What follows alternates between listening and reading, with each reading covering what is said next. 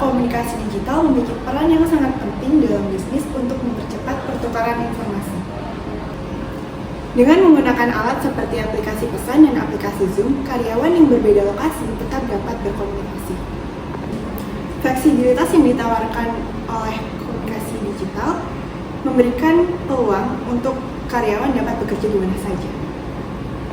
Selamat pagi semuanya. Selamat pagi, Bu. Tapi karena kan saya hari ini tidak bisa hadir di kantor, mohon maaf sekali kita melaksanakan rapat via Zoom. Komunikasi bisnis melalui perangkat seluler semakin penting di era digital karena memungkinkan akses cepat dan fleksibel terhadap informasi. Dengan aplikasi pesan instan, email, dan platform konferensi video, karyawan dapat berkolaborasi secara efisien tanpa terikat lokasi. Perangkat seluler juga memungkinkan penyampaian informasi penting secara real-time, meningkatkan responsivitas dan produktivitas. Selain itu, komunikasi ini membantu perusahaan menjangkau audiens lebih luas dan memperkuat hubungan dengan pelanggan. Dengan demikian, komunikasi seluler berperan kunci dalam strategi bisnis yang efektif dan adaptif. Nah, di sini kita akan membahas terkait program kita tentang varian mie instan yang varian B. Bagaimana dari divisi pemasaran perkembangannya? Boleh disampaikan Ibu Salwa? Baik, terima kasih kepada Ibu Dina. Di sini saya akan menyampaikan tentang divisi pemasaran. Kondisi sekarang itu penjualan di wilayah barat sudah memenuhi target, namun di wilayah tengah masih tertinggal. Jadi kami divisi pemasaran butuh kerjasama yang lebih erat dengan tim distribusi. Komunikasi bisnis melalui perangkat seluler semakin penting di era digital karena memungkinkan akses cepat dan fleksibel terhadap informasi. Dengan aplikasi pesan instan, email, dan platform konferensi video, karyawan dapat berkolaborasi secara efisien tanpa terikat lokasi. Perangkat seluler juga memungkinkan penyampaian informasi penting secara real-time, meningkatkan responsivitas dan produktivitas. Selain itu, komunikasi ini membantu perusahaan menjangkau audiens lebih luas dan memperkuat hubungan dengan pelanggan. Dengan demikian, komunikasi seluler berperan kunci dalam strategi bisnis yang efektif dan adaptif. Lagi yuk, lagi ngerjain apa nih? Lagi bikin tugas yang agak susah nih. Oh, itu tugas proyek yang kemarin atau lain lagi nih? Proyek yang kemarin. Keterampilan komunikasi interpersonal adalah kemampuan untuk berinteraksi secara efektif dengan orang lain melalui komunikasi verbal maupun nonverbal. Kamu kesulitan di bagian mana nih? Yang ini nih Bin, bagian pendataan. Oh, itu ya. Gimana kalau kita ajak teman-teman kita buat diskusiin soal proyek ini? Iya boleh, kira-kira kapan ya Bin? Bisa nanti sore jam 4 bisa nggak? Boleh. Oke, kita nanti hubungin teman-teman yang lain juga ya, kamu juga, aku juga. Iya, kasih ya Bin udah mau bantuin kerjaan aku. Iya, sama-sama, ayo. Itulah gunanya tim. Kita kan harus membangun kerja sama tim yang baik, sama tim. Oke, kalau gitu aku lanjut kerja lagi ya. Semangat, ayo. Keterampilan ini penting dalam berbagai konteks, seperti lingkungan kerja, hubungan pribadi, dan interaksi sosial secara umum. Berikut adalah beberapa elemen penting dari keterampilan komunikasi interpersonal. 1. Keterampilan mendengarkan aktif. Mampu mendengarkan dengan penuh perhatian, memberikan respon yang tepat, serta menunjukkan pemahaman terhadap apa yang disampaikan oleh lawan bicara. 2. Empati. Kemampuan untuk memahami dan merasakan apa yang dirasakan oleh orang lain, serta menunjukkan bahwa Anda peduli terhadap perasaan mereka. 3. Komunikasi verbal yang jelas. Mampu menyampaikan pesan secara jelas dan tepat, baik dalam memilih kata-kata maupun cara penyampaiannya. 4. Komunikasi nonverbal. Memahami dan menggunakan isyarat nonverbal seperti bahasa tubuh, ekspresi wajah, dan nada suara untuk memperkuat pesan yang akan disampaikan. 5. Keterampilan memberi dan menerima umpan balik. Mampu memberikan kritik yang membangun dan menerima masukan dengan terbuka tanpa defensif. 6. Penyesuaian komunikasi. Mampu menyesuaikan gaya komunikasi sesuai dengan situasi dan karakteristik orang yang diajak bicara. Yang terakhir, resolusi konflik. Keterampilan dalam menangani perbedaan pendapat atau konflik dengan cara yang konstruksif dan menjaga hubungan dengan baik. Mengembangkan keterampilan komunikasi interpersonal dapat membantu memperkuat hubungan, membangun kepercayaan, dan meningkatkan efektivitas kerja dalam tim.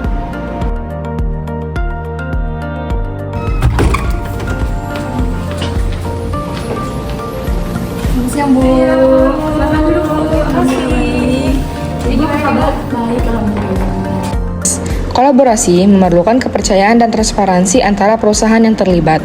Etika bisnis yang baik memastikan bahwa setiap pihak diperlakukan adil, tidak ada kecurangan, dan reputasi perusahaan tetap terjaga. Ini juga penting untuk memastikan bahwa kolaborasi menguntungkan semua pihak. Yang pertama, berkomunikasi secara efektif dalam tim. Komunikasi yang jelas dan transparan dapat meminimalisir miskomunikasi antara anggota tim. Selain itu, anggota tim dapat memahami tugas masing-masing dan tujuan tim.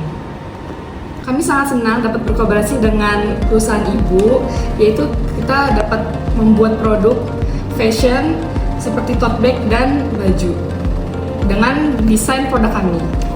Terima kasih juga, Bu, kami merasa sangat terhormat bisa berkolaborasi dengan brand sebesar Indomie. Memang kami itu mengedepankan kreativitas dari identitas lokal supaya menarik perhatian dari anak-anak muda. Yang kedua ada jenis-jenis tim. Yang pertama adalah tim fungsional, terdiri dari anggota dengan spesialisasi di bidang yang sama seperti tim pemasaran atau tim IT. Yang kedua ada lintas fungsional melibatkan anggota dari berbagai departemen, seperti tim proyek yang terdiri dari perwakilan pemasaran, IT, dan operasional. Yang ketiga ada tim virtual, beranggotakan orang-orang yang bekerja dari lokasi yang berbeda, dan tim hybrid menggabungkan anggota yang bekerja di kantor dengan yang bekerja dari jarak jauh. Yang ketiga ada keuntungan dan kerugian tim. Yang pertama ada keuntungan tim, yaitu tim bisa mendorong inovasi dengan ide-ide dari berbagai perspektif, meningkatkan efisiensi melalui pembagian tugas, dan membantu menyelesaikan masalah lebih cepat. Selanjutnya ada kerugiannya, yaitu konflik bisa terjadi karena perbedaan pendapat. Miskomunikasi dapat memerlukan produktivitas, dan koordinasi yang buruk bisa menyebabkan proyek terhambat. Kami juga sangat senang dengan kolaborasi ini dan kami harap produk yang kita buat ini dapat diterima oleh konsumen.